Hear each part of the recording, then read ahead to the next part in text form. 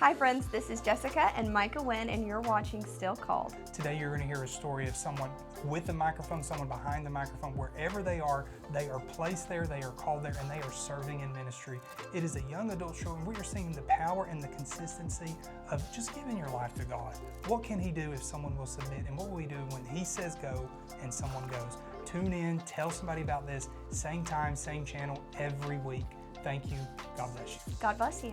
Thank you so much for tuning in to this week's episode of Still Called. With me today, I have Laura Kirby. Laura, you have a very well-known presence online, but for maybe some of our audience members who are not as familiar with what you do, could you kind of expand on what it is you do here within the ministry? Okay. My name is Laura Kirby, and I lead the worship here at MDT. So you see Laura a lot on our platform, on our stage. And definitely, Laura serves in many facets, but the music ministry is kind of like in your face. You know, most people who come to church immediately know who Laura and her husband Danny are. For someone who is maybe feeling that pull or that draw, that maybe their calling is in music ministry, what would you say to someone who is just starting to maybe feel that little bit of pull in their spirit? Right. I'd say go after it. You feel the calling of the Lord on your life, go follow after that calling. Seek Him and discern what His Spirit is telling you and follow what He's telling you to do. So for those who are feeling that call, how, in your opinion, can you tell when it's a real deep calling of the Lord and not just, oh, you know, I enjoy singing, you know, with my brothers and sisters in Christ on Sunday mornings? Like, what separates it from, this is something I kind of enjoy, you know, an hour a week versus, oh, this is actually a calling in my life? I think when you're called, when God has truly called you to lead something in the ministry, that is going to be on your heart at all times. It's something that you can't divert from, no matter how much you try, no matter how much you're busy in life doing other things. You're always going to find your way back to that, and always find that the Lord is continually drawing you to that. You will not be able to lift that burden without fulfilling what God is calling you to do in that ministry part. Well, sure. I mean, I hear pretty much similar things from people who are called to preach or even pastor. Right. It's almost like you can't outrun your calling. Right. So when people come into service or they watch via our live streams, and currently we have 3 services a week, they see you on the stage for just, you know, 20, 40 minutes. If the Spirit of the Lord tarries, you know, we're up there an hour. That's what they see, but what's the prep work like? How do you prepare your heart and your spirit for those, you know, 20 to 60 minutes? Right. It really depends. Some weeks I'm more busy. You know, you mentioned just a minute ago, I have many hats in the ministry here. I'm a teacher at our Oasis Christian Academy. I help prepare things when we have parties and different events for the church. I get things together for Sunday morning services. There's a lot of hats that I wear, and not just that, but I'm a mother, I'm a wife. There's a lot of things that I do. And so some weeks it's more chaotic, like the last few weeks we've been at the end of school for the year, and it's just like every single day it's trying to catch my breath to get through the day. But there's some weeks that it's not, and I find myself, you know, easily at a place that I can be at one with the Lord and find myself entering into His presence and finding direction of what He's having me to do for Sunday service. But nevertheless, however busy I am, however simple the week may be, I always try to find myself into His presence at some point of the week. Whether it be washing dishes, I'll be sitting there finding myself in a spirit of worship, just, you know, doing my daily chores and finding myself lost in His presence, trying to find His direction for what He has me to do for Sunday service. And that's so interesting you mentioned, like, you know, doing chores. It's funny how when our hands are busy, sometimes our minds and our spirits can kind of calm down. I have great prayer and worship time when I'm just doing the laundry, you know. A majority of my time when I get songs together is coming to work on the mornings. My son's quiet. If you know my son, he's never quiet. But he is quiet and usually sleeping on the way to school in the morning. So that's my one-on-one time with the Lord is in the mornings. That's funny. You gotta take it where you can get it, though. You can. Really. When you're a mother, you do. You have to very much so take it where you can get it. That's wonderful. So during your week, you know, you have that quiet time, like you said, when you can get it. But like, you don't have like set days, right? Where you're No. like, okay, on Monday I'm going to pray and this, that. It just kind of, does the Spirit just kind of give it to you as you're Sometimes like last Tuesday night when the Spirit of the Lord just entered the building so strongly, he started dropping songs in my spirit, and I knew that those songs were led for Sunday. Sure. Now he didn't give every song to me, so I still had to like seek him out to see what other songs he had prepared for Sunday service. But there are times though that like we have most time busy weekends. Yeah. And I try to always keep myself like not busy on Saturdays, just because I know that that's the day preparing to go into service on Sunday. And I feel like a lot of times that you are not prepared going into it if you keep yourself busy all day long with the frilliest things of life, that by Sunday comes, you're worn out to even come up and minister on the platform, because you've given all you can to everything else in life on the other days of the week that you can't go in on Sunday and give all you can to the Lord. So on Saturdays, I really try to just like keep that a day of rest if I can.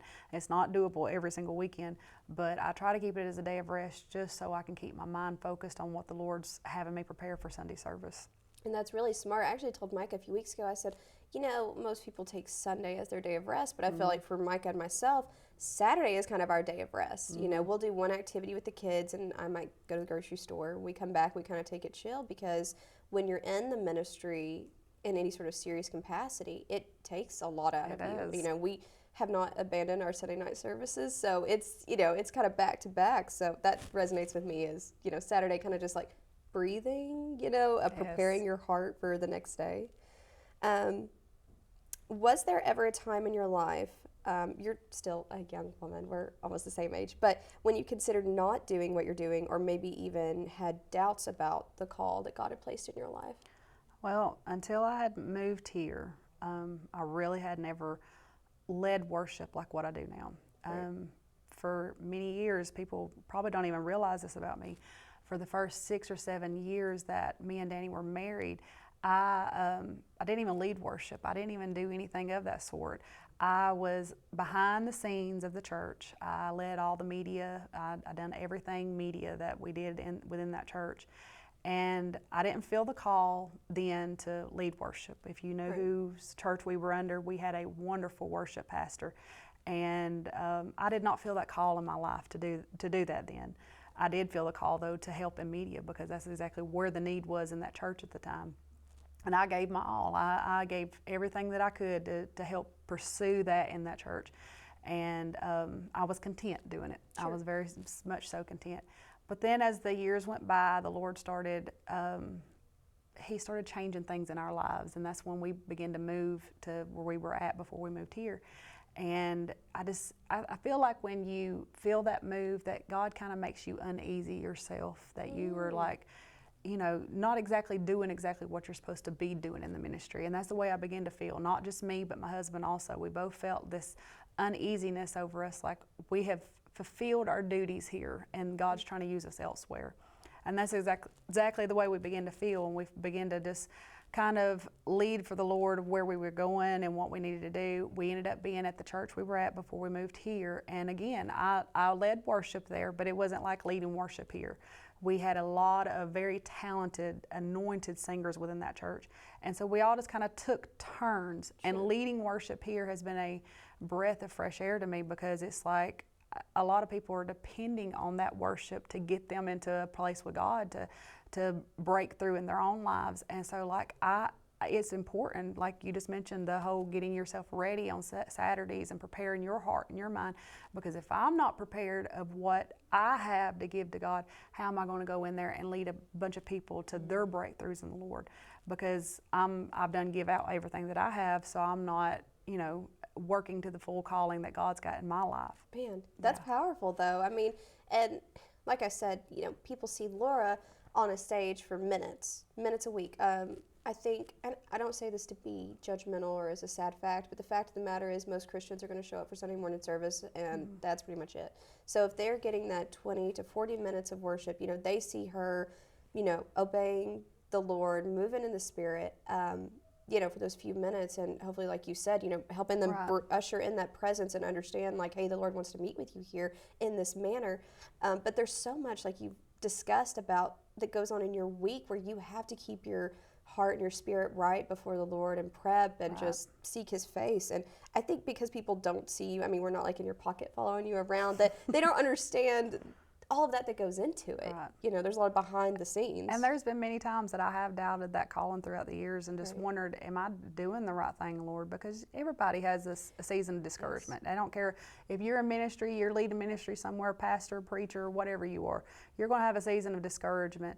And I think, though, that we are blessed like we are now being here at this church, because there has been seasons where even in that discouragement that we found ourselves content in what God was working in our lives at the time. And that's something that you always have to keep in mind, is that, okay, I'm getting discouraged, I'm getting frustrated, I'm not seeing things exactly how I want them to see, or I am not seeing God move and work exactly how I wanted him to. But just be content, and he will bless you. Oh, absolutely. I mean, it was Paul, right, that said he's learned to be content in all situations. That's easier said than done, for sure. But you guys as a family have really meshed so well with those of us in ministry and the congregation. Like, to me, it feels like you guys have been here forever already. But really, it's been like a year and a half. You know, and you and Danny and Easton moved hours away from your home to be here with us and serve. Would you care to speak to some of the challenges that you faced during that time? Because, I mean, even just moving that far would completely exhaust me. Well, a few years ago, we started going through some trials in our life. And it was just one of those moments in ministry that just shakes you to the core, and you're thinking, God, how am I ever going to get through this? And I found myself one day just in that season of discouragement thinking, how am I ever going to get through this, Lord? I need you now more than I ever have before.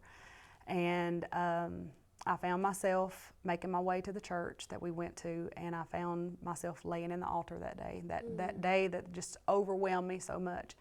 And I began to just cry and pray and just pour my heart out to the Lord, because that's all I knew to do. You know, anytime that I have went through things in life, that's the only thing that I have known to do is turn to God, because that's the only one that can take away our burdens from us. And so I began to cry and I began to pray, and I began to hear the Spirit of the Lord say, trust me. I vividly heard those words come to me, just saying, trust me. And then there was a song that we sung at the church at the time, and it says, I'm not afraid to trust you. I'm not afraid to trust you. And I began to hear that song being sung. It was like the host of angels just began to sing that around me. And I know it was speaking to me not just for what we were going through in our life at the time, but what he was fixing to lead us through.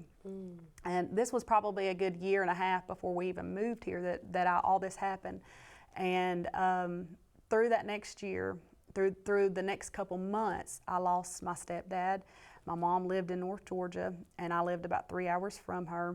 And there was a lot of questionable things that went on in life at that time. We just was praying and saying, God, my mom was going to move back up here to Riceville, and we were just needing his guidance. Is this where he's going to have us come? Is this where he's going to lead us to? I'm her only child. You know, it was just one of them things where I knew she needed me. I knew we needed to be close to her. And so me and Danny both went into prayer, and we began to just seek God. We heard the voice of the Lord telling us to trust him.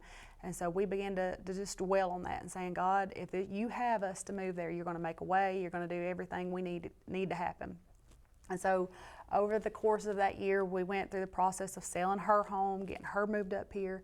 And then shortly after that, we started getting our stuff prepared to move up here. And I'll never forget it. We was at Brother Greg Atkins' camp meeting.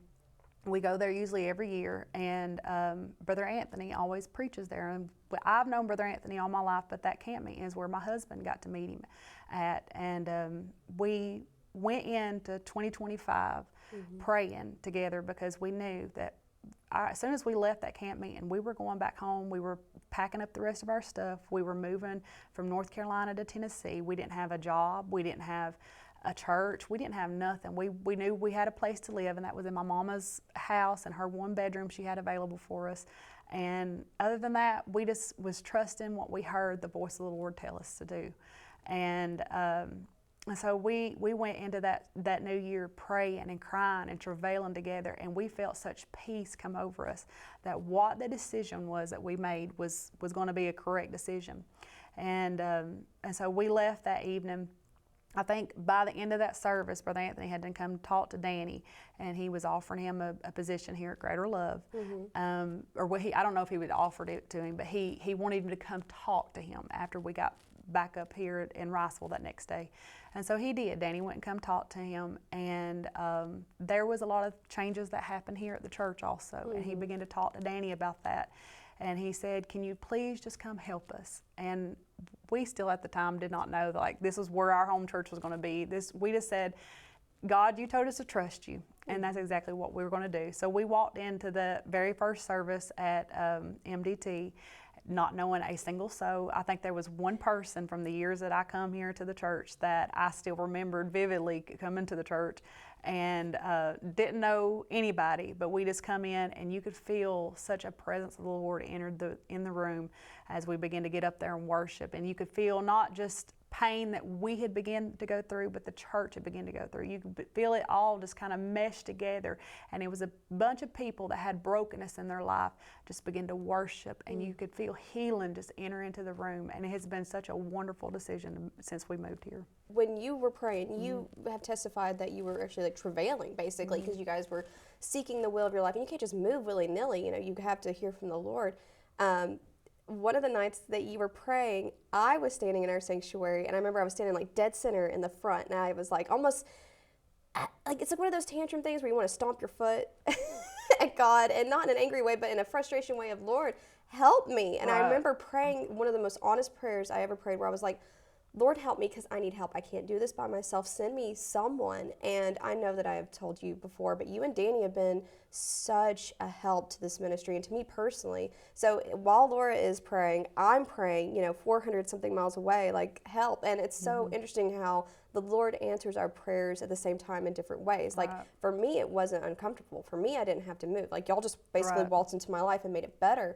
But it was such a difference, what the Lord did for y'all, and seeing y'all struggle was hard. Like, I mean, your mom's very nice, but you were living in her home, and you guys were trying to get your house set up and everything. We lived here almost completely the first year, because we did not get into our house until December, and we moved here in January. So the first year we literally lived in one little bedroom that barely our king size bed could fit in, and we had just barely enough room for me, Danny, and Easton. And they know, because they knew my struggles trying to get to church on Sunday morning, of trying to get in this little bitty bathroom to fix my hair, get everybody ready.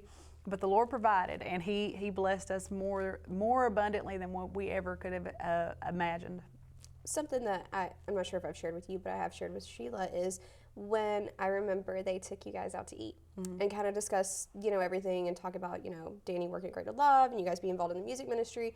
And Micah, I think, had asked, well, how did they seem? Like, did they seem excited? And they're like, yeah, Danny seemed really excited. Laura was a little bit more reserved. And that actually spoke to me, because I was like, she's going to pray about it. She's taking this seriously. She's not just hopping into it. Not that Danny was, but I was like, that actually really touched me, that you sought the Lord. I could tell just from the conversation that I wasn't even a part of. But when you were seeking the Lord, how did you know, like, 100%, or did you ever get to that point 100% where you were like, yes, it's time to move to Tennessee and be a part of this? Like, what was the Lord speaking to you at that time? Well, I mentioned earlier about the uncomfortableness, and that's exactly what happened to us as we lived over there. Those seasons of discouragement that we went through, those seasons of just brokenness that we began to go through that, the Lord started making us feel uncomfortable. He made us feel like what we were doing there in the ministry at the time was not, it just wasn't being used like we needed it to be used. Right. And that's when we began to seek the Lord ourselves and try to figure out, like, what is going on, because not only are we broken from the loss of our family and the different things that we went through in life, but here we are, like, broken, just trying to figure out what are we doing with day-to-day life also. And as me and Danny began to seek the Lord, we peacefully found that this is exactly where we need to go. We need to move to Tennessee. We need to be there for, not just for her, but there was a prophecy that somebody gave Danny also that said that he was fixing to be a sustainer to our lives. And he was going to bless us substantially, but we didn't know like or what was going to happen, like what was where it was at. We just again reflected back on that trust me prayer, and we felt Tennessee. We felt, moving here. We didn't know all the other ins and outs of it. We just felt to trust him, and that's exactly what we did. Oh, I love it. I mean, it's definitely panning out really well for you guys.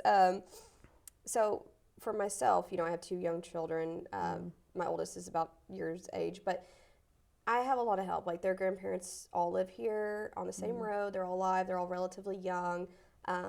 So I have a lot of help that enables me to even do this. My mom is watching the kids while we're recording.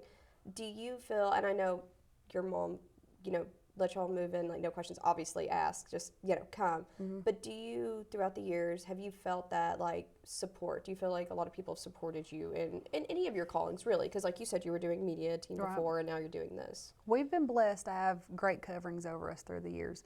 And I think that is, if you're in any part of ministry, it don't matter if you're a pastor, whoever, you need a covering over you. Yes. You need somebody that can pray for you and help you. Yes, you can encourage yourself, but you also need somebody that can help lift you up, because like I said multiple times now through this episode, there's going to be seasons of discouragement, and some are not as big as others, but some that you need that help to lift you up and then support you and encourage you. And we have been blessed, very blessed, to have those great coverings over us through the years. That's wonderful. I mean, that really, it helps you a little bit, I think, too, from falling into the trap of getting weary in well-doing, when you have that support. On the flip side of that, when I was a very young woman, I think a child actually, my granny liked to tell me, well, Jessica, everyone is a critic. And I didn't know what that meant, because I actually thought she said cricket, and that was very confusing in my small brain, but she explained, people are always going to say things negatively about someone else and what they do. How do you handle criticism, especially if it's coming from like a fellow believer type situation? I started a YouTube channel many years ago when I was like 14 or 15 years old. That was how my call in the ministry really got started. And back then, YouTube was just getting started, but as the years grew, my YouTube channel became a lot bigger than what I ever expected it to be. I was just making little videos, having fun. One of my friends talked me into doing it and said, hey, post some videos of you singing and playing the piano, and then it just started blowing up. Well, I vividly remember that we were down at Greg Atkins again at his youth conference. This was many moons ago now, and I had a notification come up on my phone from YouTube, and it was a lady that had left the god-awfulest comment on one of my YouTube videos, and basically slandering me under the bus because my hair I had went through a hormonal, if you know me, know anything about my story, I have PCOS. And I had went through a hormonal imbalance in that time of my life, and my hair had chopped off all the way up to here, had broken off and fallen out, and I was just going through the ringer of it at the time, because I've always had long hair. I've always had thick, long hair. And I felt so unconfident myself because my hair was just, it wasn't me. And this woman put me under the bus, telling me all kinds of stuff about how I had left God and all this other stuff. And I just began to get so discouraged when we were down there at that youth conference reading that. And it was like in the midst of like a move of God too. And I'm sitting here reading this and I'm just getting so frustrated. And I felt the Spirit of the Lord just check me all of a sudden and saying, are you listening to her, or are you listening to like what God is using you do on this ministry, this platform? Like you're letting one bad comment get to you. And I'm like, okay, Lord, okay, I got to encourage myself. I got to make it better, because Lord knows she ain't going to help. Was this someone you actually knew in real life? No, I didn't know this person. And what's so aggravating, and I notice this time after time, like if you do anything in front of anyone for God at any time, you will receive some negativity, Yes, you will. But it's so interesting I see this in Micah's life. I see it in your life where, she attacked you for your short hair. It's not like Yes. you were like, hey, let me just lop out something I really, love. Let me Yeah. just chop that right off. It was something you hadn't even done. Yeah, and you I hadn't know? even announced hey, yeah, I'm going through some hormonal problems. Then lost half my hair. No, she didn't come out the bus, no questions asked. Hey, we're just gonna attack her today. Backslider. Right on the YouTube. That's how it is. But Micah was talking last night about identity and identity in Christ, and are you going to believe what people say about you or what the Word of God Right. says about you? So that really plays into that. Where that It was, is. I'm thankful the Lord checked you there and was like, okay, let's refocus, let's realign. Besides being a worship leader, we talked about you're a teacher here at our school. You do so much behind the scenes. You're making graphics for our projector, to name a few things, but you're also a wife and a mother.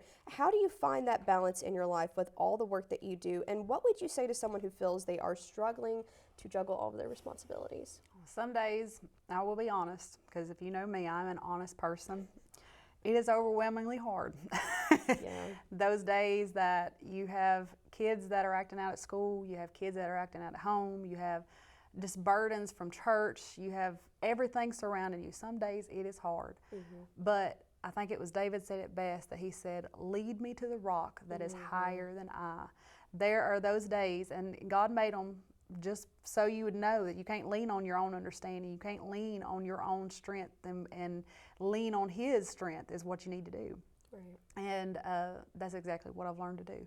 In those days where it's began to be hard, I began to lean on Him more than I have the day before, because I need Him more that day than I did the day before. I find myself in a place of prayer usually when I'm in those moments, because that's the only way it will get me through. And, we're talking about music and worship and things like that, but it's interesting too. I feel like I constantly default to a state of overwhelm, but a lot of times if I start with worship music, it kind of realigns my spirit to where I can get to that place where I'm like, okay, Lord, I am ready to surrender what I didn't even need to hold on to Right. and just let you be my strength. So it's important, you keep that mindset about you as well. You can see in the books that talks about David that he just goes up and down and in and out, his emotions are everywhere, and that's the way I feel daily almost sometimes. My emotions are all over the place, because I'll be up in the mountaintops having a great day, but then the next day something happens and a bill comes due or something, here we go back again, and I'm down in the mully grubs again saying, God, how am I going to make it through?